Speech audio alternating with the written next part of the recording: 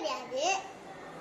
நிவிக்கு அதுவும் தெரியாது. அதனாலதான் அப்படி பேசுறான்னு எனக்கு தெரியும். ஆனா அதை வைக்கணும் தெரியல அவளுக்கு. அது புரியுது. ஆனா எதுக்குமா அவ நான் சொல்லதெல்லாம் நல்லா புரிஞ்சுக்கிறா. ஒரு விஷயத்துல மட்டும் அவ நல்லா புரிஞ்சுக்கிறாளே. ஏன் மத்தவங்க கேட்க கடந்தாலே புரிஞ்சுக்கிறா. ஸ்லிப்பர் போட்டா சட்டை போட்டு கேட்டு வந்து ஸ்லிப்பர் போட்டாலே புரிஞ்சுட்டு வெளியே போறோம்ட்டு. நம்ம மட்டும் அவளை விட்டு போனோம்